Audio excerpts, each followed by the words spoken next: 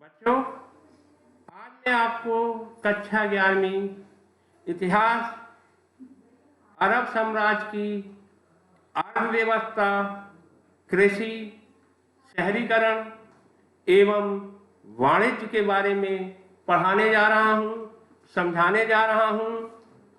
अरब साम्राज्य की जो अर्थव्यवस्था थी वो कैसी थी, वहाँ की जो शहरीकरण, कृषि एवं वाणिज्य किस प्रकार था, मैं आपको पहले कृषि के बारे में समझा रहा हूँ।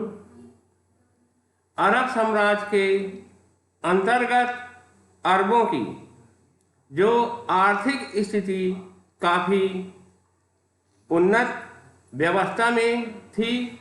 अरबों की आर्थिक स्थिति को उन्नत बनाने में कृषि, व्यापार, वाणिज्य, उद्योग धंधे आदि की भूमिका थी, लेकिन इसमें कृषि का महत्वपूर्ण स्थान था। अरब साम्राज्य के अंतर्गत नए बीते गए क्षेत्र में बहुसंख्यक जनता का मुख्य व्यवसाय कृषि था। भूमि के स्वामी छोटे व बड़े किसान होते थे। कहीं कहीं राज्यों का भी भूमि पर स्वामित्व होता था। राज्य का कृषि भूमि पर पूर्ण नियंत्रण होता था। राज्य की आय का महत्वपूर्ण साधन भूमि से प्राप्त राजस्व, भू राजस्व था। अरबों द्वारा जीते गए क्षेत्रों में खेती करने वाले भूमि स्वामी राज्य को कर प्रदान करते थे। इस कर को खराज कहा जाता था। खराज की हर उपज के आधे से लेकर उसमें 5वें हिस्से तक होती थी, लेकिन मुस्लिम भूस्वामियों को गैर मुस्लिमों की तुलना में राज्य को काफ़ी कम खराज देना होता था। मुस्लिम भूस्वामियों को उपज का केवल 10वां भाग खराज के रूप में राज्य को देना पड़ता था। अरबों की भू राजस्व संबंधी इस असमानता की नीति ने धर्मांतरण को प्रोत्साहित किया। अनेक गैर मुस्लिम लोगों ने खराज कम अदा करने के उद्देश्य से मुसलमान बनना स्वीकार कर लिया। इसके परिणाम स्वरूप राज्य की भू राजस्व के रूप में होने वाली बड़ी आय कम हो गई। अतः अरब खलीफाओं ने इस आर्थिक क्षति को रोकने के लिए धर्मांतरण को निरुत्साहित करने की नीति अपनाई, लेकिन कालांतर में उन्होंने कराधान की एक समान नीति का अनुसरण किया। अरब साम्राज्य के अंतर्गत राज्यों की कृषि के विकास में काफ़ी रुचि होती थी। राज्य कृषि के अच्छे उत्पादन के लिए सिंचाई के साधनों के विकास में महत्वपूर्ण भूमिका निभाते थे। राज्यों के द्वारा बांधों और नहरों के निर्माण, कुओं की खुदाई, जिनमें सामान्यतः पंचक्कियाँ अथवा नोरियाँ लगी होती थी, आदि में सहायता प्रदान की जाती थी। राज्य द्वारा कृषि भूमि के विस्तार के लिए प्रोत्साहन दिया जाता था। इसके अंतर्गत ऐसी भूमि जिस पर पहली बार खेती की जाती, उस पर खेती करने वाले किसान को कर में छूट प्रदान की जाती थी।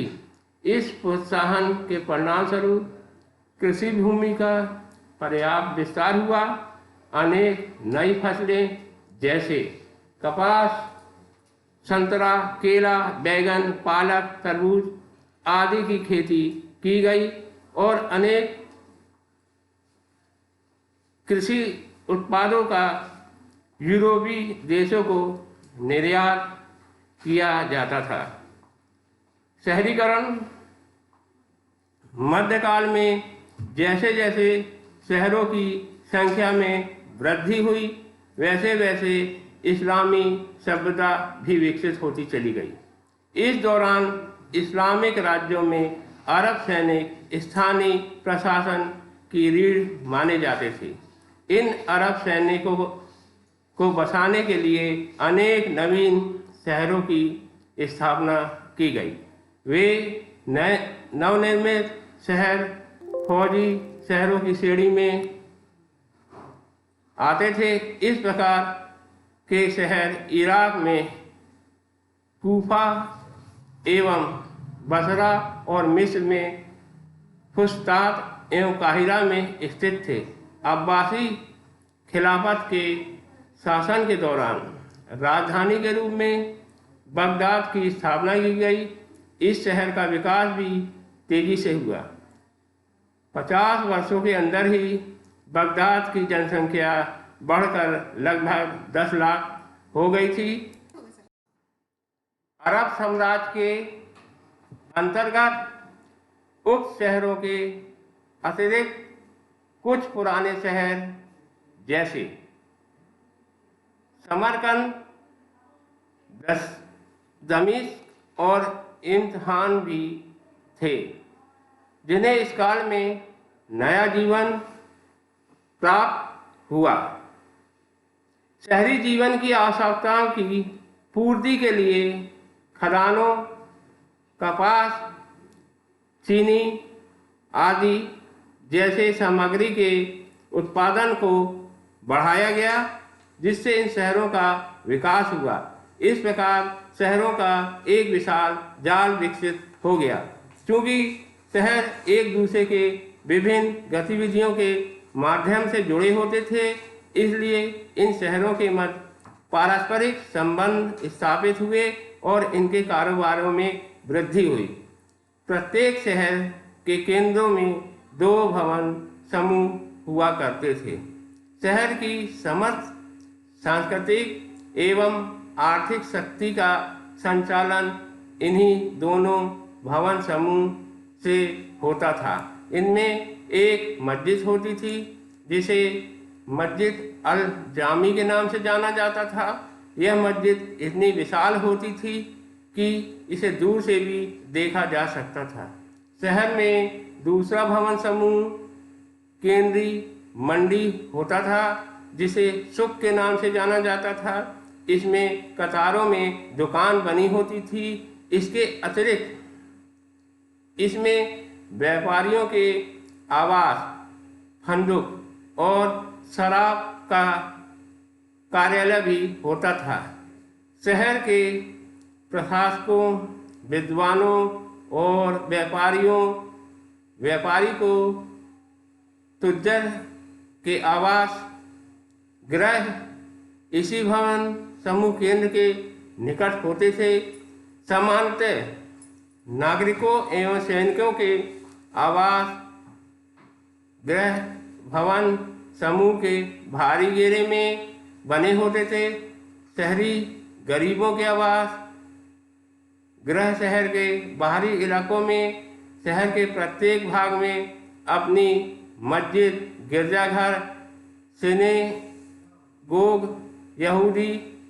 जिसको यहूदी प्रार्थना स्थल कहते हैं, छोटी सी मंडी, सार्वजनिक स्नानघर और एक सभा स्थल आदि होते थे। शहर के बाहरी इलाकों से लाई जाने वाली सब्जियां, फल के लिए बाजार लगा करते थे। काफिलों के ठिकाने सराय और कब्रिस्तान के शहर के बाहर बनाए जाते थे। चमड़ा साफ करने, रंगने और कसाई के काम जैसी दुकानें भी शहर के बाहर होती थी। सभी शहरों का नक्शा एक जैसा नहीं होता था। नक्शों में आवश्यकतानुसार परिवर्तन किए जा सकते थे। व्यापार और वाणिज्य अरब साम्राज्य के अंतर्गत राजनीतिकरण, एकीकरण, शहरों के विकास और खाद्य पदार्थों का विलास वस्तुओं की निरंतर बढ़ती हुई शहरी मांग ने व्यापार और वाणिज्य को काफ़ी प्रोत्साहन दिया। व्यापारिक गतिविधियों को बढ़ाने में मुस्लिम साम्राज्य की भौगोलिक स्थितियों ने भी महत्वपूर्ण भूमिका अदा की। 500 से भी अधिक वर्षों तक भारत, चीन और यूरोप के मध्य होने वाले समुद्री व्यापार पर अरब और ईरान व्यापारियों का एक अधिकार स्थापित था। इस व्यापार के दो मुख्य मार्ग थे, लाल सागर और फारस की खाड़ी। इन दोनों मार्गों पर प्रारंभ में उमय्यद खलीफाओं और बाद में अब्बासी खलीफाओं का राजनीतिक नियंत्रण स्थापित रहा। इस काल में लंबी दूरी का व्यापार जल मार्गों द्वारा किया जाता था। मसालों, कपड़ों, चीनी मिट्टी के बर्तन और बारूद जैसी महंगी वस्तुओं को भारत व चीन से लाल सागर के अदन, एधाब बंदरगाहों तथा फारस की खाड़ी के सिराफ व बसरा बंदरगाहों तक पानी के जहाज़ों से लाया जाता था। इसके बाद यहाँ से यह माल जमीनी रास्ते से ऊँटों के माध्यम से बगदाद, दमिश्क तथा एलेप्पो के भंडार गृहों तक पहुँचाया जाता था।